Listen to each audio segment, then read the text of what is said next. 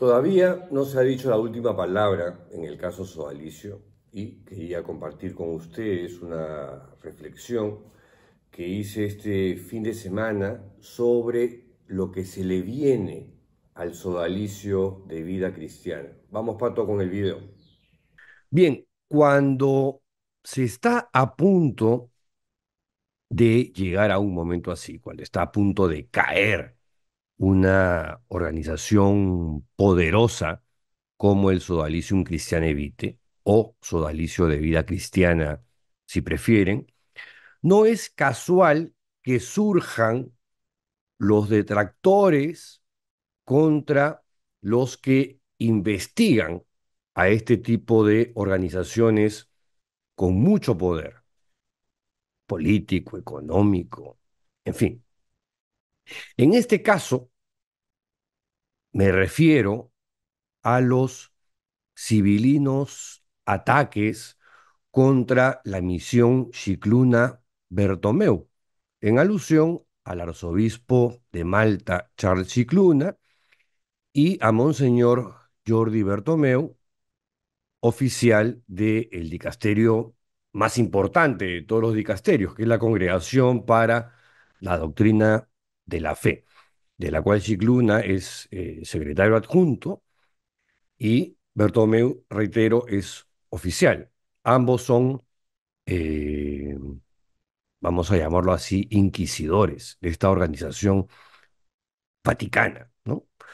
Porque la Congregación para la Doctrina de la Fe anteriormente fue el Santo Oficio y antes de ser el Santo Oficio era la Santa Inquisición. Entonces yo no sé si les gusta que lo llamen inquisidores a Scicluna y a Bertomeu, pero creo que esos son.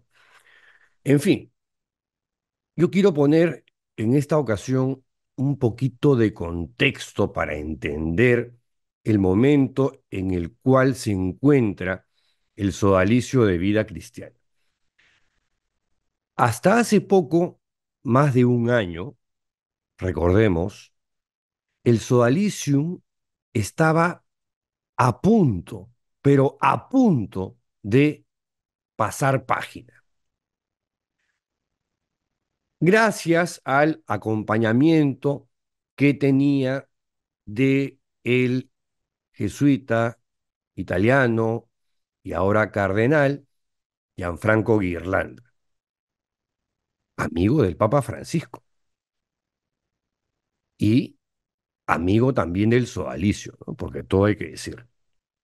Bueno,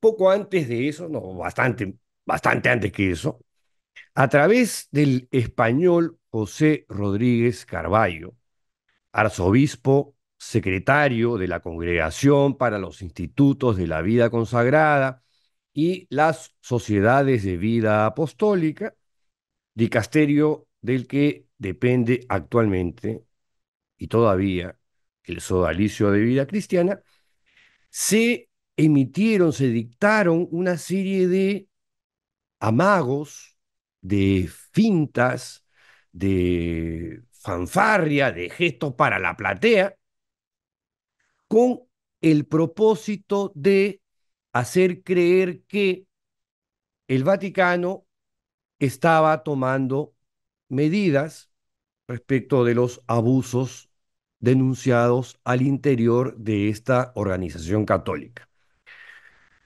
pero que en realidad eran solamente eso, ¿no? Finta, gestos para la platea, porque hasta ese momento, con Rodríguez Carballo, el Vaticano no estaba haciendo un carajo. Bueno, así las cosas, y haciendo un recuento bastante escueto y somero de qué ocurrió en el caso sodalicio desde las esferas más altas de la Iglesia Católica, lo que sucedió fue más o menos lo siguiente. Las denuncias ante el Tribunal Eclesiástico de Lima, gestionadas por la exfraterna Rocío Figueroa y entregadas a lo largo del año 2011, en las propias manos del presidente de dicha entidad, el sacerdote Víctor Guapaya Quispe, de la familia espiritual del Opus Dei, para más señas, entidad que en ese momento dependía, bueno, sigue dependiendo del arzobispado de Lima, pero en ese momento el arzobispo de Lima era el cardenal Juan Luis Cipriani. A través de este tribunal que supuestamente iba a investigar estas denuncias, porque de esas 3 denuncias que se fueron presentando a lo largo de ese año 2011, una de ellas, Rocío me pidió que la llevara yo porque ella no podía, estaba fuera del país. Y después de una hora de espera, se las entregué en sus propias manos al cura Guapaya. Y este me dijo en mi cara pelada que él iba a investigar el caso. SIC, tal cual.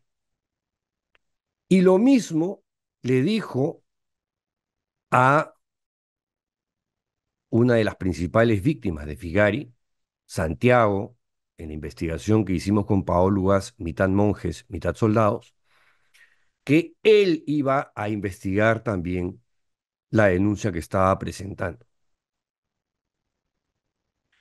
Años después nos enteramos por el cardenal Juan Luis Cipriani y por el propio Guapaya en una carta que el tribunal eclesiástico no iba a investigar, sino que más bien le iba a soplar la pluma al Vaticano. Y eso fue lo que hicieron desde esa entidad. Le enviaron las denuncias al dicasterio de el español Rodríguez Carballo y, como ha quedado claro, jamás fueron investigadas.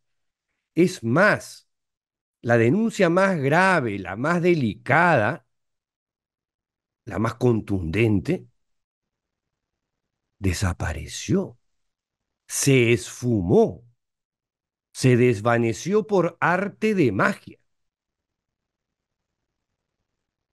Bien, en enero del 2015, terminadas las pesquisas con PAO para la publicación Mitad Monjes, Mitad Soldados, decidimos escribirle a algunos de los señalados con denuncias muy graves en esta investigación. Y por supuesto, queríamos tener también los comentarios y la opinión del secretario del dicasterio, el señor Rodríguez Carballo.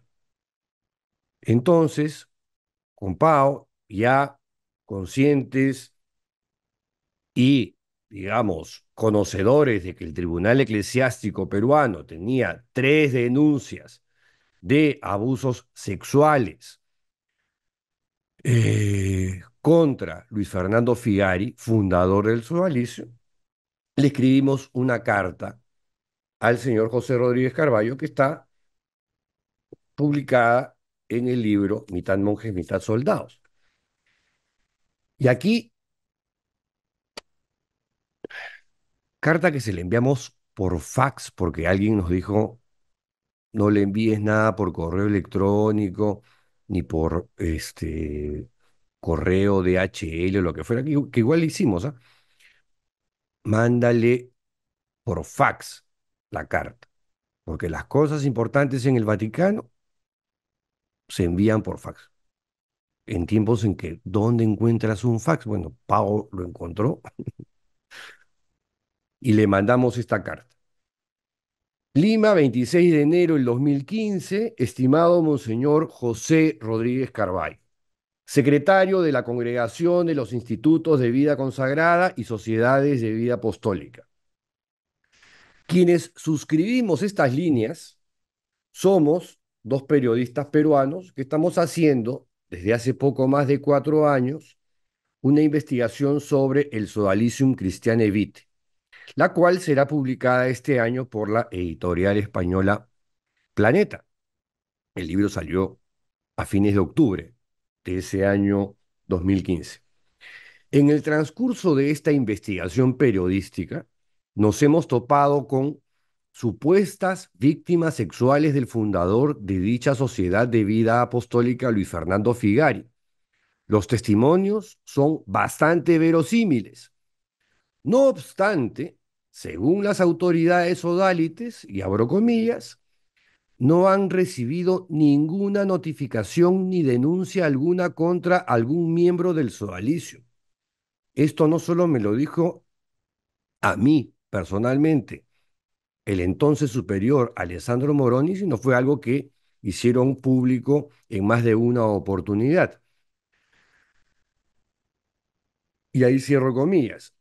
Lo extraño o curioso aquí es que hemos constatado que en el Tribunal Eclesiástico de Lima, que modera el cardenal y arzobispo de Lima, Juan Luis Cipriani, existen por lo menos 3 denuncias detalladas contra Figari por abusos sexuales y psicológicos, las cuales han sido tramitadas a lo largo del año 2011, luego de conocerse, gracias a la prensa, la doble vida de Germán Doig, el número 2 de dicha institución católica peruana. Es más, le ponemos a Rodríguez Carballo.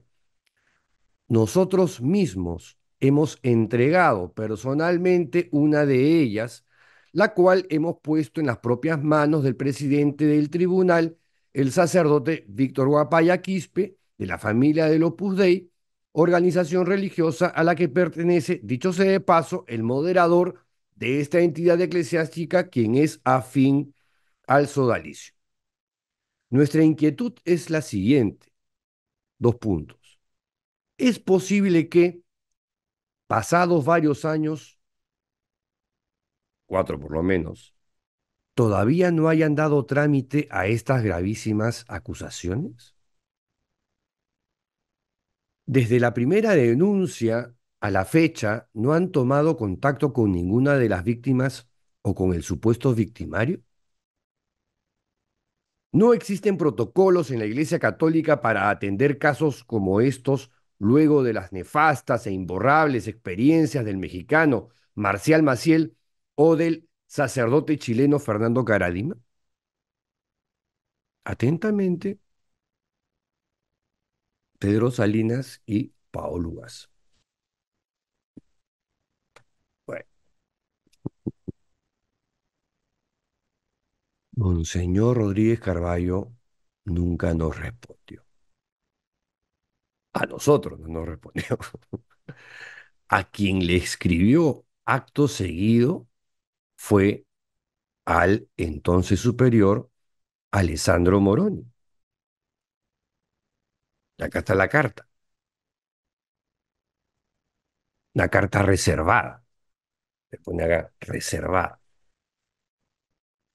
Y acá, en resumen, Rodríguez Carballo le solicita con fuerza a Moroni que el señor Figari Rodrigo sea trasladado a una comunidad fuera del Perú y que no tenga contacto alguno con personas residentes en el Perú pertenecientes o no a su sociedad apostólica.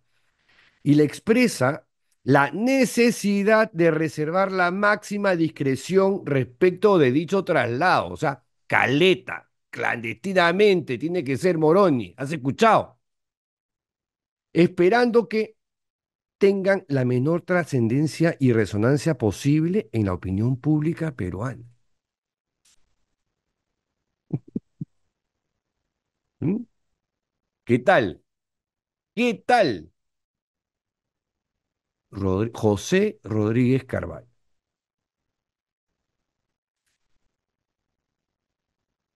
Bueno, luego de esto, en abril de 2015, o en este contexto, Rodríguez Carvalho nombró al obispo de Chota, en Cajamarca, Fortunato Pablo Ursay, como visitador apostólico.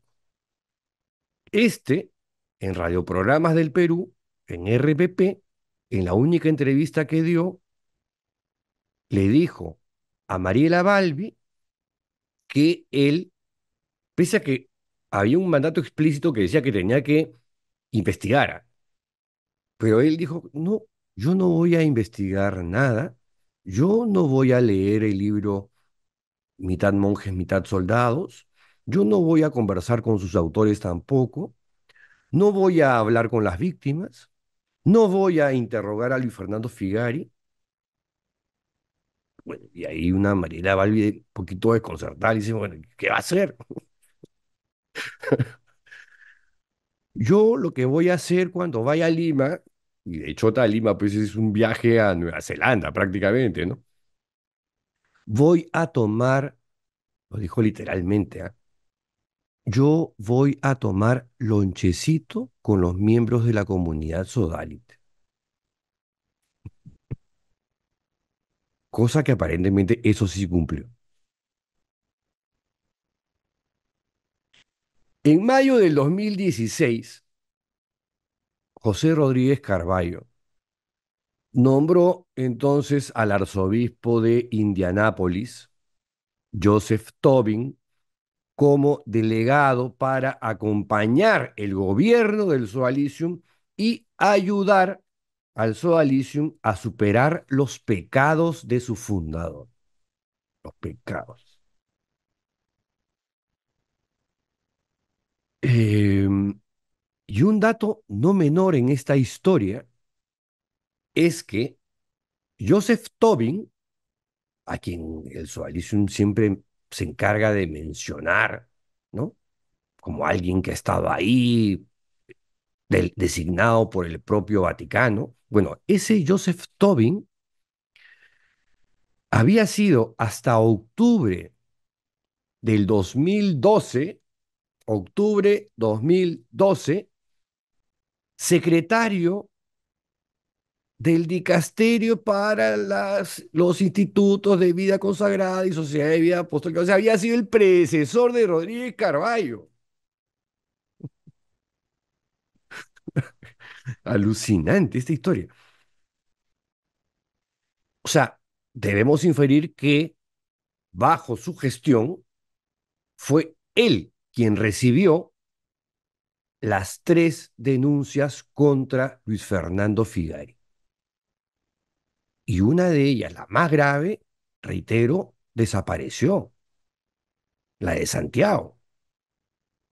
Y esa desapareció con la gestión de Tobin o con la gestión de Rodríguez Carballo.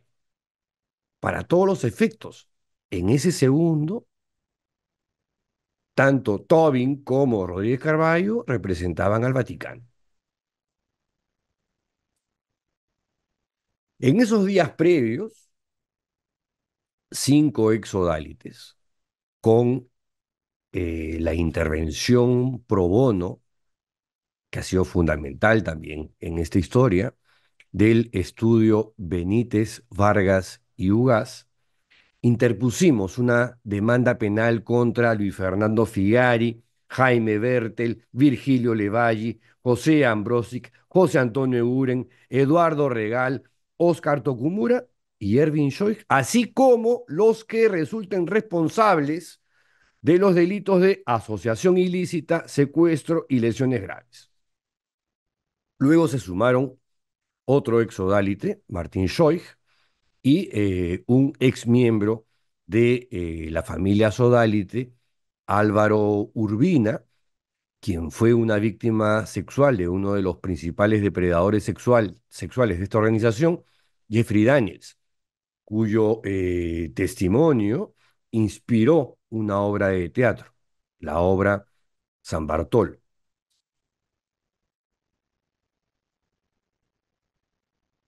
Bien, en enero del 2017, el dicasterio de Rodríguez Carballo, después de 6 largos años, después de más de un lustro, sanciona, entre comillas, a Figari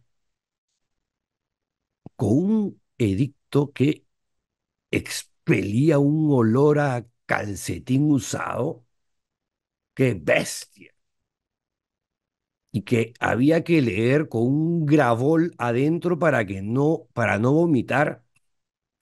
en el transcurso de la lectura. La sanción, es un texto largo, ¿no? Pero la sanción que está en Noticias de Dios, donde el Vaticano finalmente se pronunciaba sobre este caso, se encarga de involucrar al Papa todo el tiempo. De común acuerdo con el Santo Padre, esto lo dicen como 2 o 3 veces a lo largo del texto. Y en una parte dice, ya desde el 2011 se encontraron en la documentación lagunas, contradicciones y algunos aspectos poco claros a los que hay que añadir una significativa perplejidad debida a la notable, anómala y no del todo comprensible resonancia que la vicisitud encontró en el ámbito de la opinión pública de Perú. No sé ustedes, pero yo cuando leí esa parte dije que se sorprende, le llama la atención, le jode a Rodríguez Carballo que la prensa de ese momento, no la de ahora, ¿no? Es una prensa totalmente distinta a la que había en el 2017. Se sorprendía Rodríguez Carballo de que la opinión pública se haya escandalizado ante las denuncias de abusos sexuales en una organización de la Iglesia Católica en el Perú.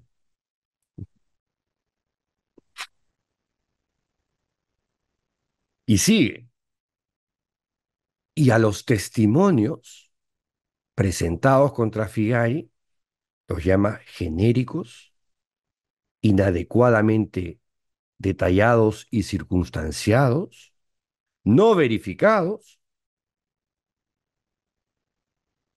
y ya lo más alucinante es cuando Pau y yo tomamos el teléfono junto con Rocío Figueroa después de ver esta sanción, sanción entre comillas, y resulta que ninguna de las 3 víctimas que presentaron sus denuncias ante el Tribunal Eclesiástico en el año 2011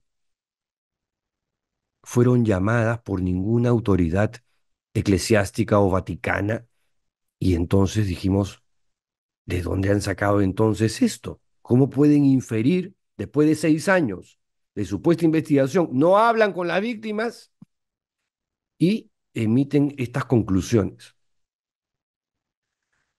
que supuestamente estaban basadas en esas denuncias, que eran las de Santiago, Lucas y Juan en Mitad Monjes, Mitad Soldados, con quienes, repito, claramente no habían hablado para contrastar, para empatizar, para hurgar sobre la gravedad de estas acusaciones, ¿no? Y así corroborar sus versiones.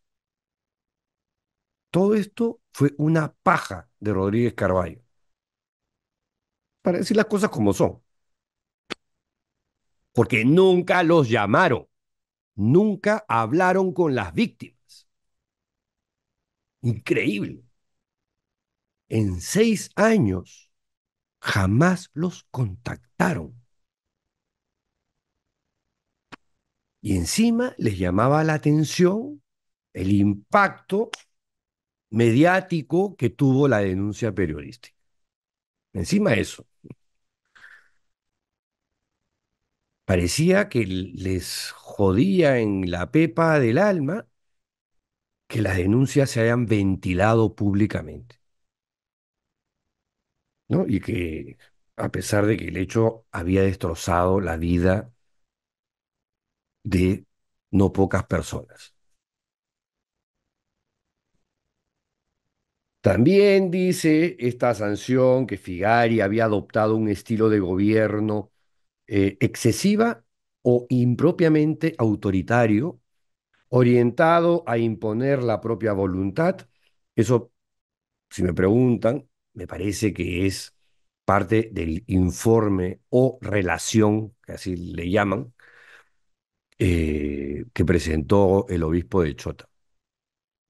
el obispo de la hora del lonchecito, que utilizó estrategias y métodos de persuasión impropios, solapados, arrogantes, violentos e irrespetuosos del derecho a la inviolabilidad de la propia interioridad y discreción y por lo tanto a la libertad de la persona humana de discernir con autonomía las propuestas o las decisiones, siempre con el fin de manipular, de hacer dependientes y por lo tanto de controlar más que de dirigir las conciencias, sobre todo de los jóvenes. Y Figari ha solicitado también confidencias en el delicado ámbito de la sexualidad y en algunos casos ha cometido actos contrarios al sexto mandamiento.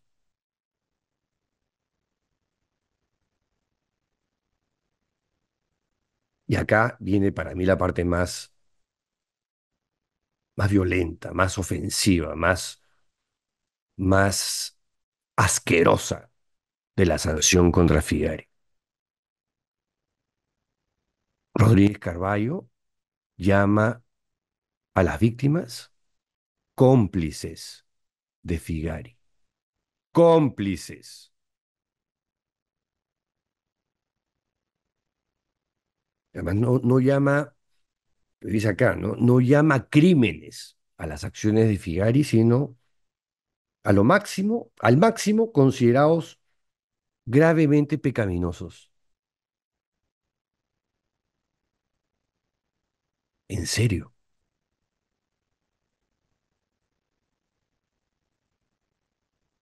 Y de dicha documentación no emergen elementos de los cuales se puede afirmar que hayan configurado abuso de menores. Tan clarísimas ahí las edades, porque yo tuve acceso a los testimonios, no solamente en Mitad Monje, Mitad Soldado, sino también a las denuncias ante el Tribunal Eclesiástico, donde las versiones, matices más, matices menos, decían exactamente lo mismo. Las edades de los abusos eran 15, 16, 17 años, menores de edad, pues. Que era otra bofetada a las víctimas, otra revictimización innecesaria, sumamente cruel, desde mi pequeña opinión, ¿no? Porque el Vaticano solo veía actos pecaminosos, pecadillos, contra el sexto mandamiento, donde otros veíamos, pues, delitos, crímenes, fechorías, estupro, perversiones, por Dios. No, eran actos contra el sexto mandamiento, con algunos jóvenes en formación. Váyanse a la mierda. Y se subrayaba y se enfatizaba claramente que los casos que acusaban a Figari, por cierto, además ya habrían prescrito, por lo que no cabía un proceso judicial contra él. Y la otra cuestión, ¿no? Donde uno comienza a cavilar si la opción laical de Figari fue astutamente ideada desde los orígenes, porque Figari no es cura, Figari es un laico comprometido, a diferencia de Marcial Maciel en Chile, que era cura, o Fernando Caradín, perdón, Marcial Maciel en México, que era cura, el fundador de los Legionarios de Cristo, o Fernando Caradima en la parroquia El Bosque, en el distrito o en la comuna de Providencia, en Santiago, que también era cura. Entonces ahí, claro, la máxima sanción es vamos a reducirlo al estado laical o que lleve una vida de oración y penitencia. Pero el código canónico en ese momento no estaba hecho como para un personaje como Luis Fernando Figari. Después eso se ha corregido con este papa. Pero en ese segundo, uno dice, Figari ya había pensado esto astutamente desde el año 71 que funda el sodalicio? Es un interrogante que ahí quedará flotando, ¿no? Porque en los citados artículos canónicos siempre se hablaba de clérigos y Figari, repito, es un laico, un seglar. El código canónico no le alcanza o no le alcanzaba en ese momento. Y para el código canónico, un menor de edad era alguien que tenía menos de 16 años. Y la pena máxima en este caso era la expulsión del estado clerical, que repito, ¿de, de qué estado clerical pueden expulsar a Figari si no lo tiene? Y hablan de que estos hechos, algo que también es sumamente recurrente en el Sodalicium y en el informe pagado de la segunda comisión que actuó a sueldo, financiado por el Sodalicium, todo esto, todo lo ocurrido fue sobre todo en un pasado muy remoto.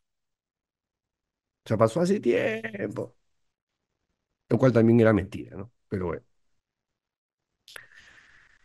Y tienen consideraciones con la edad de Figari. Figari tenía 69 en ese momento, pero un anciano, pues, o su estado de salud no óptima. Desde el 2010 vienen diciendo eso, como Fujimori. Eh, y le siguen endileando un pendejo este Rodríguez Carvalho. Y de acuerdo con el Santo Padre, se ha creído que el señor Figari no se ha expulsado de la Sociedad de Vida Apostólica. Y las sanciones consisten en que no regrese al Perú. ¡Ah! Que se quede viviendo en Roma. ¡Puta madre! ¡Qué tal castigo! ¡Qué fuerte! ¡Qué feo que se quede viviendo en Roma! Que sea destinado establemente a una residencia, que se le prohíba contactar con personas pertenecientes al sodalicium, algo que dudo que haya ocurrido, eh, que un miembro del sodalicium tenga la tarea de estar pendiente de Figari ante cualquier eventualidad. O sea, encima de eso, que no puede dar entrevistas a los medios de comunicación, qué fuerte, qué tal castigazo, ¿ah? ¿Qué tal castigazo? Y esta que ya es la concha máxima, ¿no?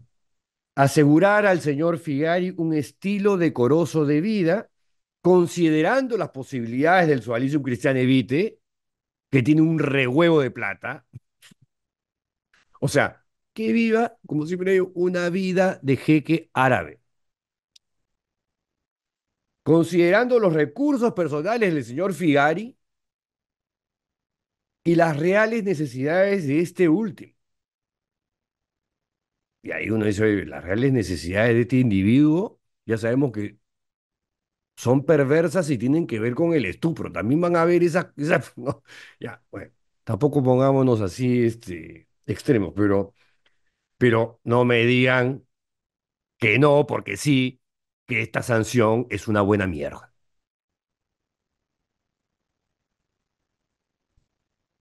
En todo caso, una burla hiriente para las víctimas.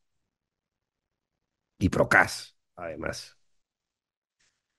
Pero bueno, esa fue la sanción a Luis Fernando Figari.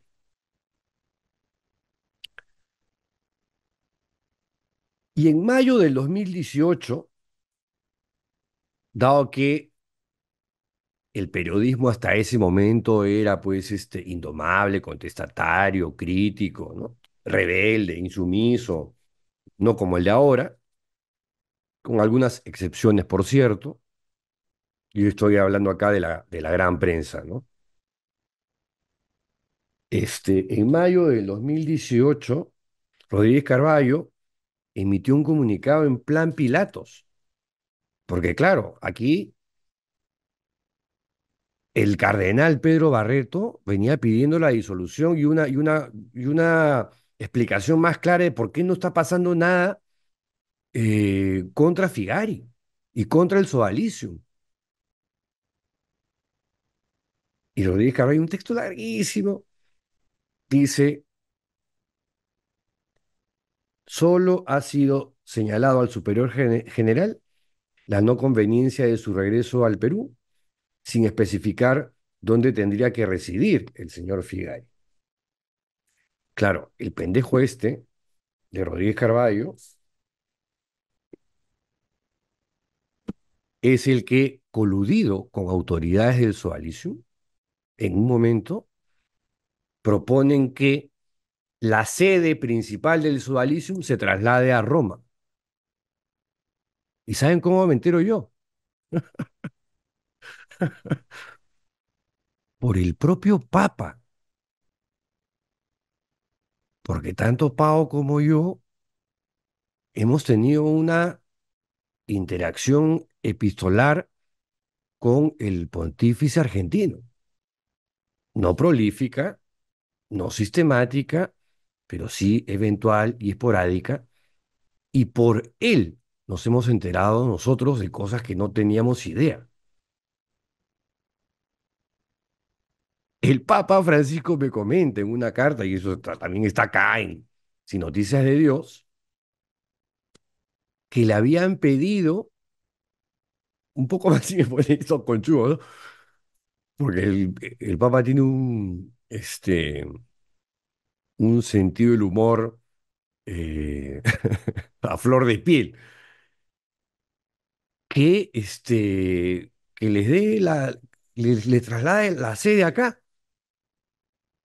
Y les he dicho que primero tienen que reparar a las víctimas.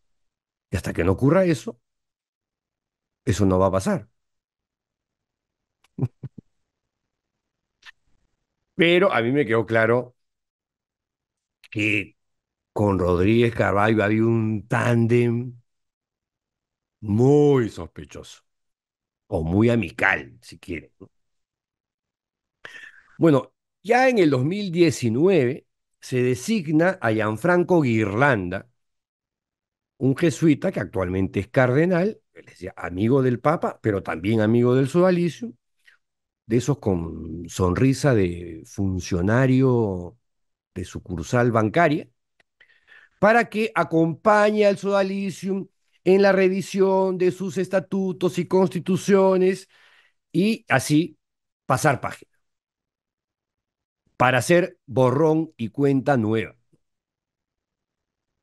Y según el cronograma que se habían trazado, que incluía además, por cierto, la especialidad de Guirlanda, revisión y puesta al día del carisma sodalite. Carisma que no tienen, ¿no? Pero bueno, Irlanda cree que sí. Este proceso terminaba el primer trimestre del próximo 2025, cosa que ya sabemos que ese cronograma ahorita está puesto en cuestión, está entre paréntesis.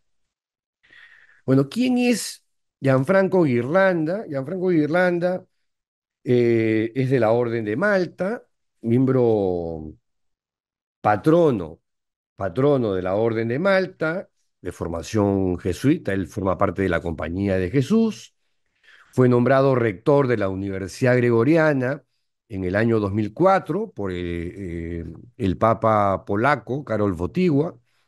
En julio del 2014, el cardenal Joao Braz de Avis,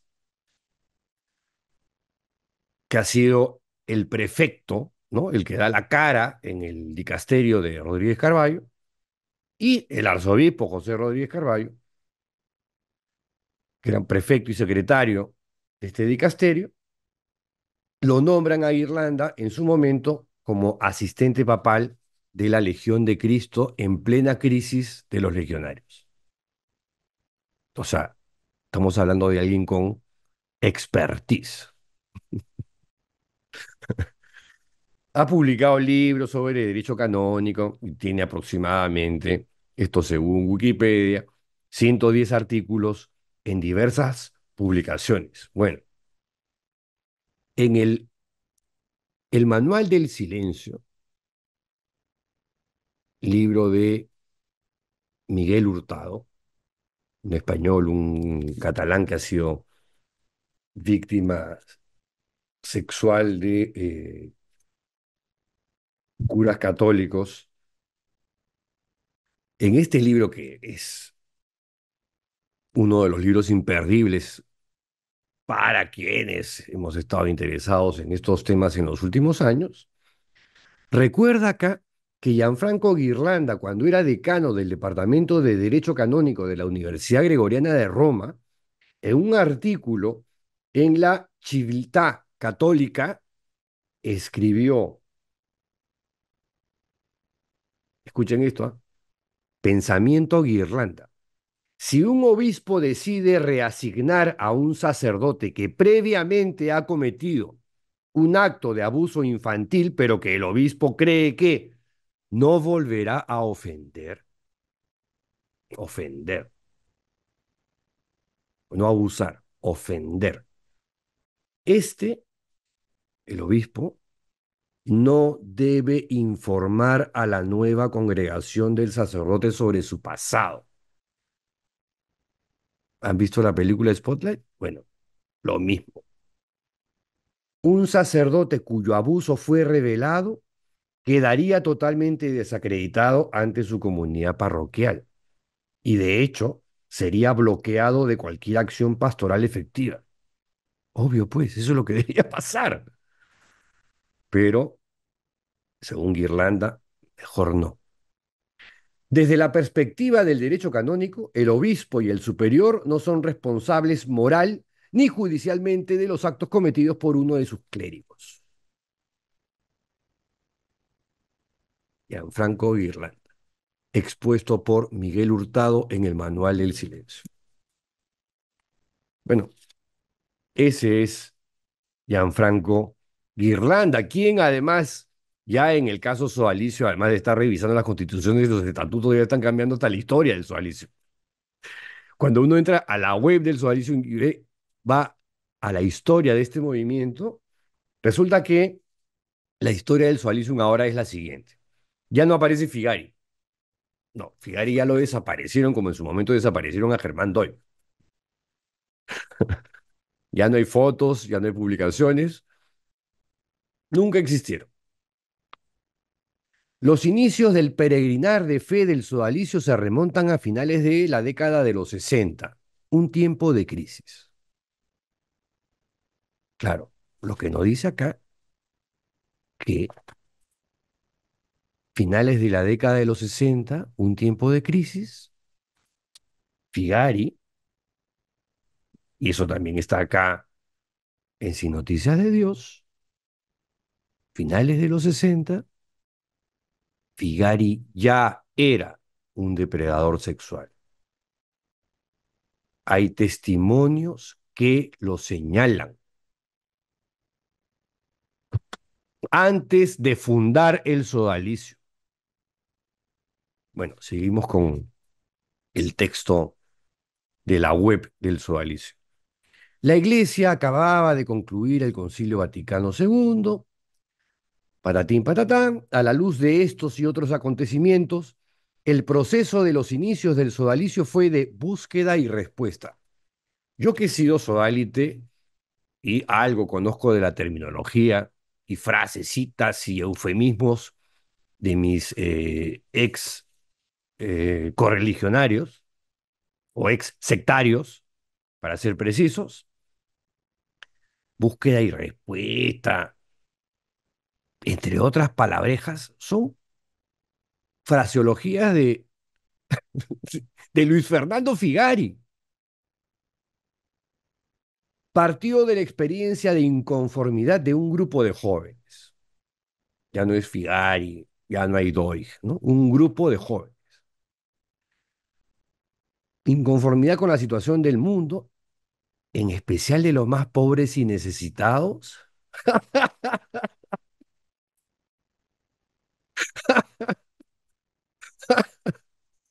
Cuando acá la opción era claramente clasista, racista, por Dios. Y con el anhelo de que esta situación cambie para forjar una sociedad en la que cada ser humano pudiese vivir en libertad y de acuerdo a su dignidad de persona. Una organización sectaria donde la libertad había que aplastarla y la dignidad de las personas violentarla, porque ahí se violaban los derechos humanos, literalmente. ¿Qué historia me quieren contar acá, por favor? El 8 de diciembre de 1971 se funda el Sodalicio de Vida Cristiana. Es un hito muy importante en el inicio del peregrinar, y siguen con las frases de Fidel. La intención original brotaba de la convicción de que el Espíritu Santo estaba impulsando a los laicos a asumir un activo compromiso apostólico desde la llamada universal a la santidad. Y ahí se nota la manito de Guirlanda, el Espíritu Santo, ¿no? Ya el carisma, el Espíritu Santo ya no le insufla la gracia a Figari, sino a este grupo de jóvenes y ahí se como que se difumina, debemos interpretar, ¿no? Eh, pero se difumina ¿qué? El espíritu de instaurar una cultura de abuso de poder, porque saquen a Figari de la foto, saquen a Germán Doig de la foto y el resto de la generación fundacional que son beatos, son venerables, son candidatos a la santidad, no participaron en esta coedificación de esta organización totalitaria, sectaria y abusiva en todos los ámbitos. O sea, José Ambrosi, Jaime Bertel, Alfredo Garland, José Antonio Eguren, Emilio Garró, entre otros, a ellos, o sea, a ellos, ellos fueron los beneficiarios de la gracia divina, del carisma. Es indefendible lo que pretende hacer Irlanda. Ya, no, pero tú qué sabes, tú no eres teólogo, tú no eres canonista, no lo soy, pues, pero tengo sentido común, creo.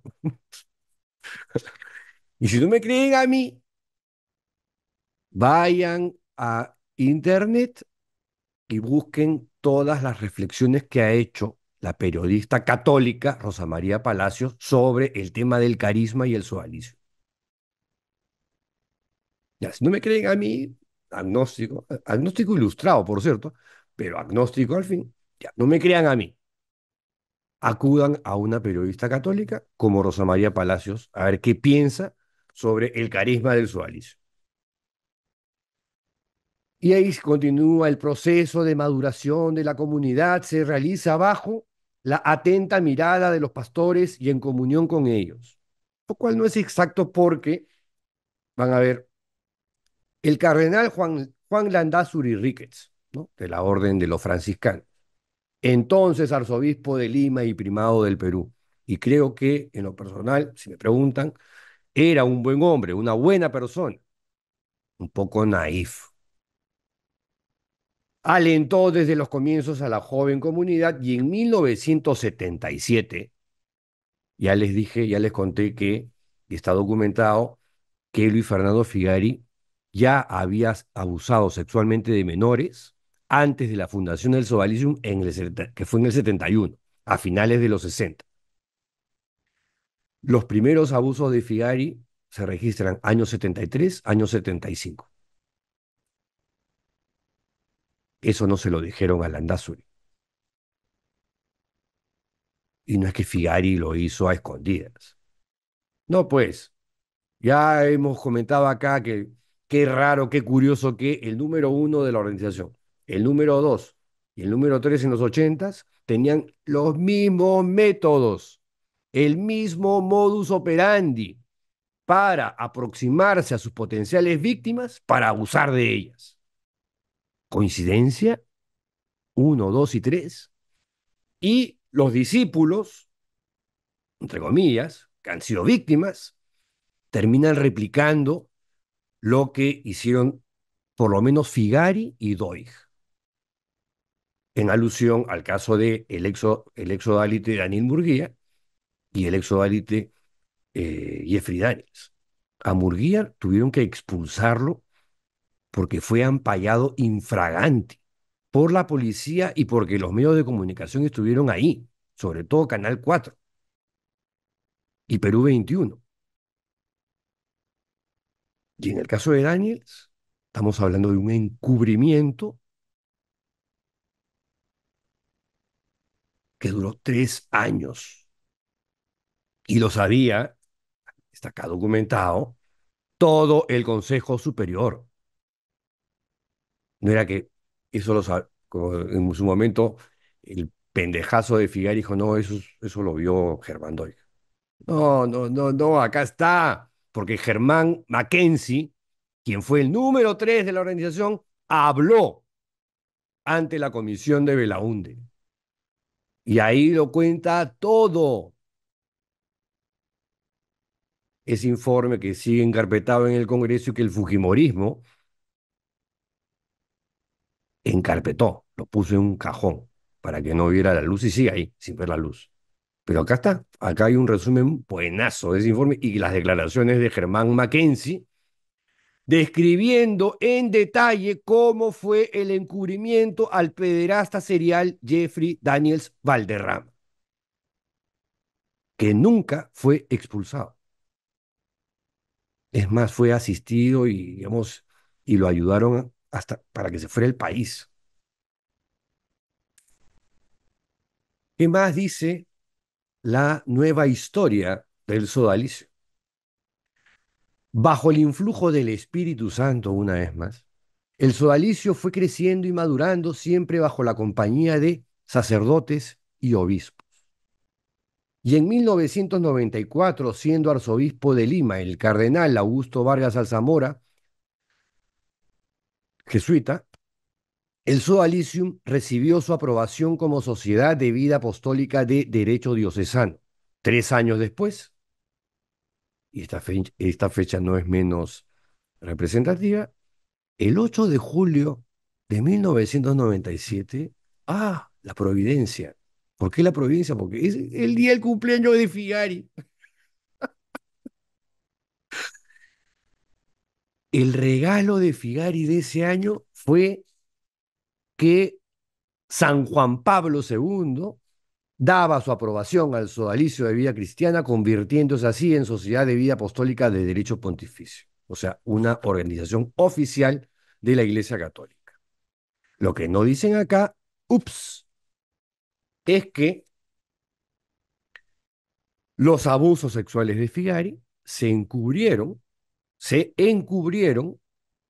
a la interna porque si se informaban, jamás habrían llegado a ser una sociedad de vida apostólica, porque esa organización no tiene carisma, no tiene, por más que se esfuerce Gianfranco Guirlanda en encontrar una pizquita de gracia divina, no la va a encontrar.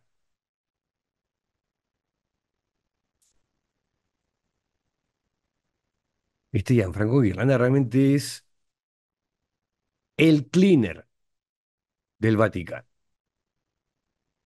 el lavacaras de los legionarios y del sodalicio de vida cristiana. Porque en todo este proceso de lavada de cara y gestión de crisis, porque así lo han manejado,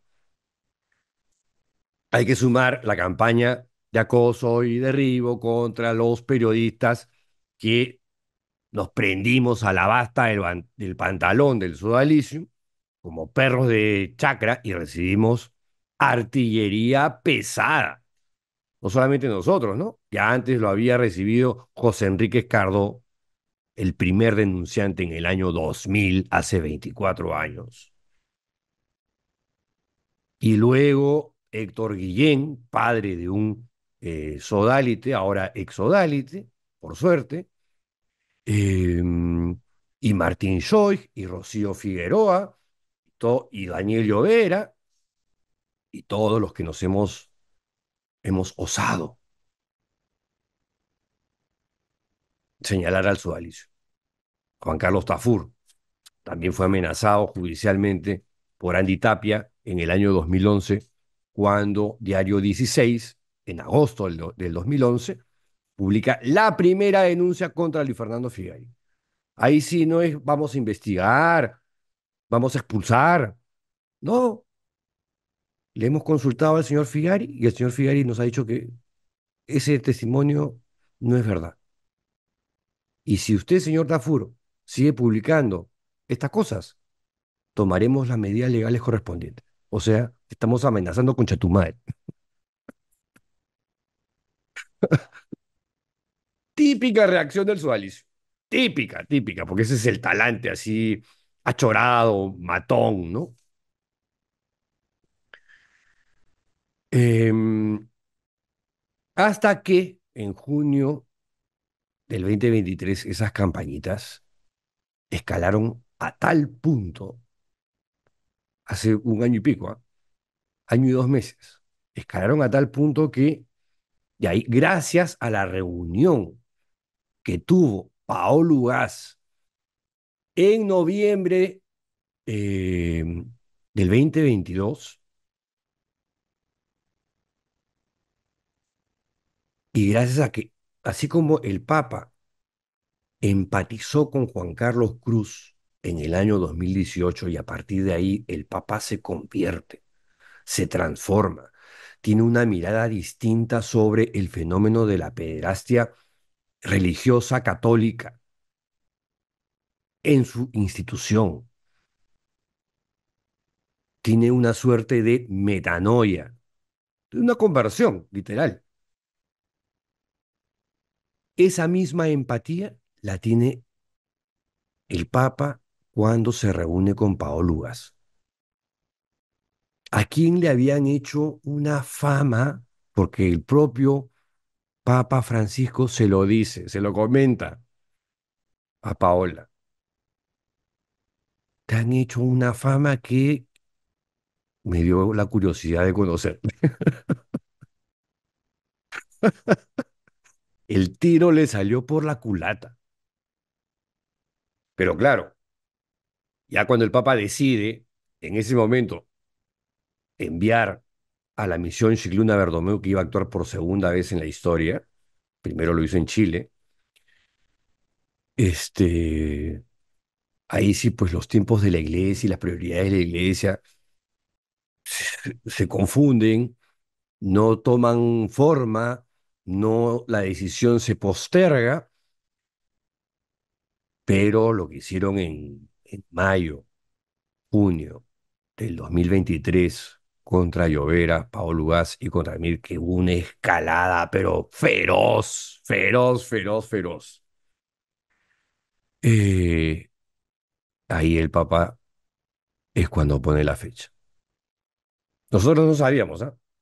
Pero nos hemos enterado después, pero ahí es cuando se pone la fecha. Y, y el arzobispo de Lima, Carlos Castillo, ya a estas alturas, pues, además está contado acá, o sea, no es ninguna infidencia. Y el propio Carlos Castillo ha leído el libro, o sea que este, Carlos Castillo le lleva esta investigación al Papa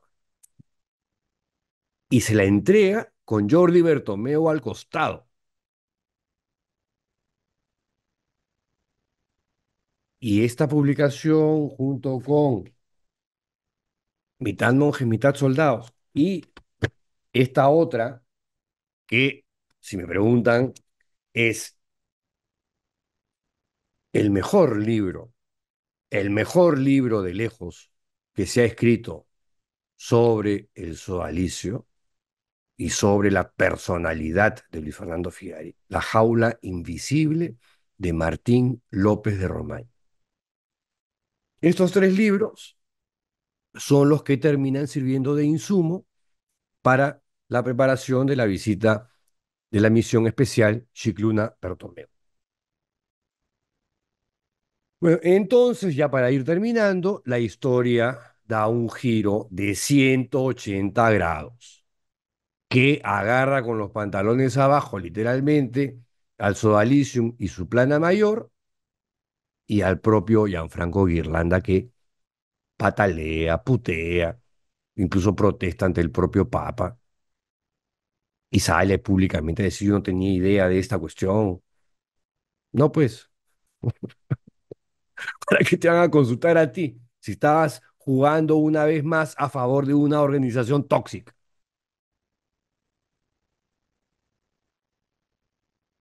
Y ahí es cuando ya se pone fecha para que venga este equipo de SEALs vaticanos, Charles Cicluna y Jordi Bertomeu, que son una suerte de par de agentes eh, 007 de Van Helsings, cazadores de monstruos, y de los cuales además hemos hablado en bitácoras anteriores, ¿no? Y ahora bien, poco antes del inicio de las acciones de la misión, que, repito, y es verdad, no sabíamos cuándo iba a comenzar. Ya sí sabíamos que por fin, ya algo iban a hacer. Y venían los que queríamos que vinieran, Scicluna y Bertomeu. Antes de eso, antes de que ocurra eso, me acuerdo que me llamaron de la televisión boliviana, porque ahí me enteré de que Bertomeu había ido a dar una conferencia. Como de hecho había venido al Perú, por lo menos en un par de ocasiones que yo recuerde, una vez a la Universidad Católica y otra a la Ruiz de Montoya para dar conferencias. Como también estuvo en Paraguay y estuvo en otros países. Y no solamente él, otra gente del Vaticano, de la Gregoriana, igual, Hans Zollner, por ejemplo.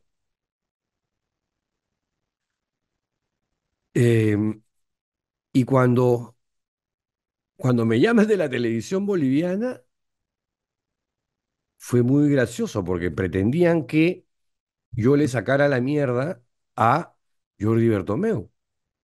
Y me entero al aire, ¿no? Más o menos esto fue lo que pasó. Dale, Fabricio, al video.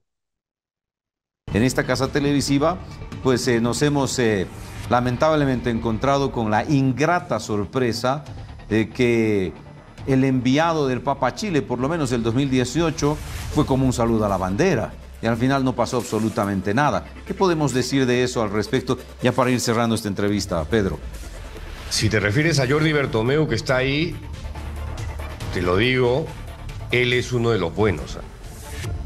Él es un Van Helsing de la cacería contra los pederastas. Jordi Bertomeu participó en la misión donde aparece ahí justo también en pantalla Charles Cicluna, conocido como el Halcón Maltés, el arzobispo de Malta, quien fue el que descubrió los abusos de Maciel y quien junto con Jordi Bertomeu en Chile fue el que hizo la revolución chilena. El Papa Francisco recién se convierte en Chile gracias a la investigación de Jordi Bertomeu. Ojo, no se equivoquen, Bertomeu es de los buenos. Lo mismo que Ciclún. Les doy ese dato. O sea, él no es el diablo, al contrario, es el diablo para los pederastas. Me consta que él sí, porque yo he estado reunido con él en el Vaticano, en sus oficinas, y yo he visto el equipo que trabaja con él. Lamentablemente, como te decía Ariel, es un grupo muy pequeño, muy reducido. Claro. Y el fenómeno de la pederastia es demasiado grande. O sea, ojalá hubieran 100 Bertomeus para enfrentar esta lacra. Pero, repito, no se equivoquen con Jordi Bertomeu. Él no es de los malos. Ajá. Y es lo que precisamente queremos hacer, Pedro, porque hay criterios muy contrarios al que nos acabas de decir sobre Bertomeu en Chile. gente que ahora mismo está trabajando con víctimas de pederastía y que tienen un criterio totalmente diferente al que nos acabas de señalar Bueno, sobre Bertomeu, pero bueno, bueno, habrá que esperar yo a ver qué ocurre. te puedo hablar, te puedo decir lo que yo he hablado con las principales víctimas de Fernando Caradima, Ajá. que son Juan Carlos Cruz, José Andrés Murillo y Jimmy Hamilton, y deben compartir la misma impresión que tengo yo sobre Jordi Bertomeu. O sea, sin Bertomeu no hubiese habido este remesón, este terremoto político que hizo que todos los obispos, todos, la totalidad de los obispos de Chile diesen un paso al costado, que renunciara, el Papa nos hizo renunciar a todos para comenzar a reestructurar la iglesia en Chile. Que es, ahora, que el proceso de Chile se haya quedado trunco es porque justamente faltan manos y porque muchas autoridades eclesiásticas no están acompañando al Papa en la lucha contra la pederastia clerical. O sea, esa es la verdad de la milanesa. No, sí, definitivamente. Te agradezco mucho, Pedro, por este contacto. No, gracias y finalmente a ti, será finalmente será el tiempo que nos mostrará si la visita de Bertomeu no fue un saludo a la bandera como tienen la impresión en Chile. Pero bueno. Bueno, ya ahora sí para terminar, en paralelo a todo esto, un personajillo de esos alacranescos, estercoleros, de origen catalán, Lluís Llagostera, desde un portal de lenguaje guachafoso y vocación maledicente, escribe varias cosas contra Jordi Bertomeu, que es una mala persona, sobre ese viaje a Bolivia, eh, pretende mayor revictimización de las víctimas y que dejó lo de Bolivia como un brindis al sol. O sea, yo asumo que deliberadamente, ¿no? Porque Bertomeu fue a Bolivia a dar una conferencia, no fue a investigar. Sin embargo, el periodista desinformado de la televisión boliviana asumió también que Bertomeu estaba yendo a investigar. Ese tipo de cosas se anuncian por todo lo alto, se hacen públicas. Y en Bolivia no hubo nada de eso. Sí había un escándalo sobre un cura español jesuita que había muerto y había dejado un diario donde relataba sus propios abusos, un escandalazo. Pero Bertomeu no estaba yendo a investigar eso. Y acá, no sé de dónde, en su cabecita loca, interpreta que Bertomeu había ido para eso, ¿no?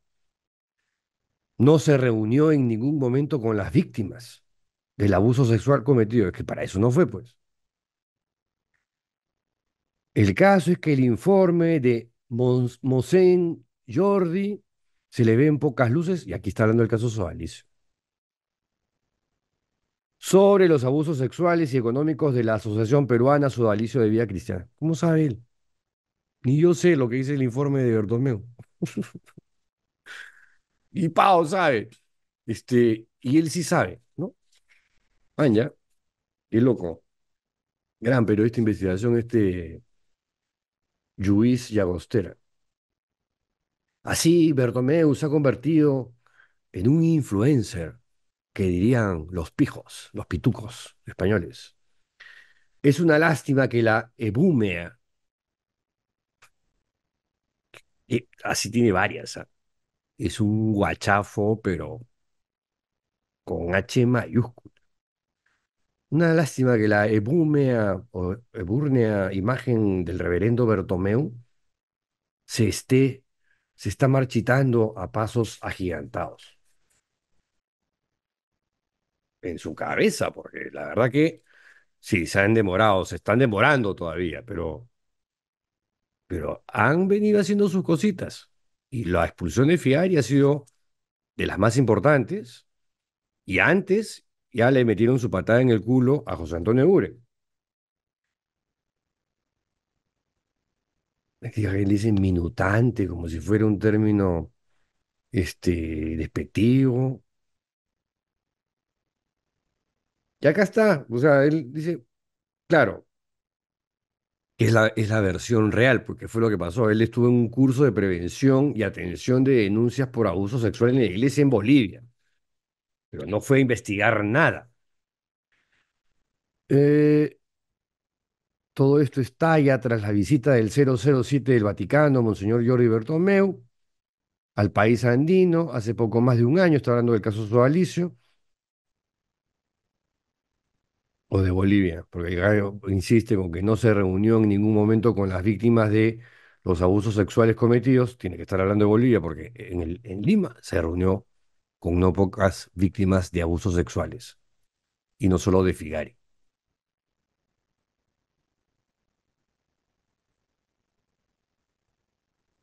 En fin, en fin, están recibiendo por todas partes, porque claro, el Sualicium es un pulpazo, es un calamar gigante con tentáculos por todas partes, es un kraken.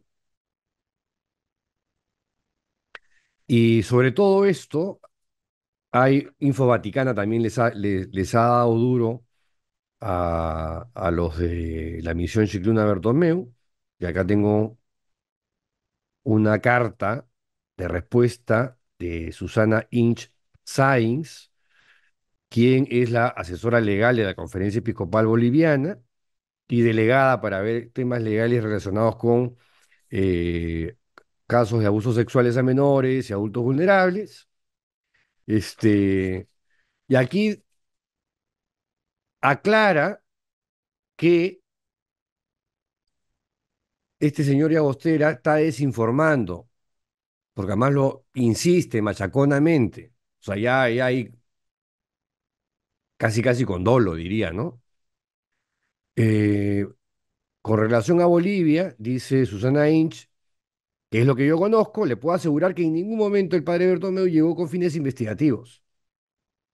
Ya habla sobre el tema de la conferencia, sobre que hay muy pocos canonistas en Bolivia y por eso la opinión de Bertomeu era muy importante. Ya para terminar, ya deben estar dormidos ustedes.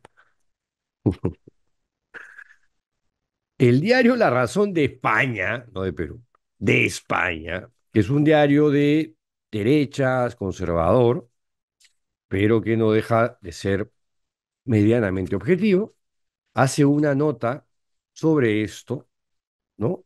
Y tiene una posición y versión totalmente diferente a la de Ayayero o Elepeos del Sodalicium y Agostera, donde señala en un informe sobre el caso peruano que hasta la fecha nadie se había atrevido a hincar el diente, dada la capilaridad de los tentáculos de Figari en esferas socioeconómicas y políticas.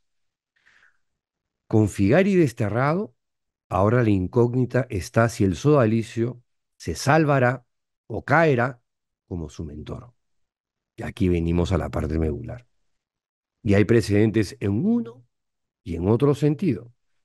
En doctrina de la fe, el dicasterio, confirman a la razón que Figari concibió toda la estructura del sodalicio, desde sus estatutos hasta su organigrama, no como un servicio evangelizador, sino como una estructura encubridora. Y abre comillas, no es que haya manzanas podridas, es el cesto el que está podrido de raíz, con tintes propios de una organización criminal mafiosa, y ahí cierra comillas. Fuente del dicasterio, ¿ah? Del ex santo oficio. Desde el sodalicio, por cierto, niegan este extremo. Ahí está su pronunciamiento patético y triste, ¿no? Firmado por este señor José David Correa, que parece que vive en otra dimensión. Otro hecho reciente hablaría de la alargada sombra de Figari. Francisco destituía en abril al arzobispo de Piura, José Antonio Buren, con 67 años, que acaba de ir a visitar al Papa supongo que para llorarle y decirle que él es inocente, como en plan Fujimori, cuando la edad de jubilación episcopal se marca en los 75. Y también hace alusión al video del Papa, negado por hueleguizos del sodalicio, dirigido a los comuneros de Piura, donde le dice, yo sé lo que les pasa, defiendan la tierra, no se la dejen robar. Y por último, en la revista Vida Digital, una revista jesuita, en una nota firmada por José Beltrán, de ahorita, del 22 de agosto, titulada El dilema del Vaticano sobre el sodalicio. Dos puntos. Disolución o refundación. Disolución es lo que yo creo y siempre he querido que suceda. No siempre. Al principio pensé que la refundación era una opción, pero como Moroni me huevió y después me demostró que fue una decepción en esa historia, dije no, estos no tienen remedio, solamente cabe la disolución.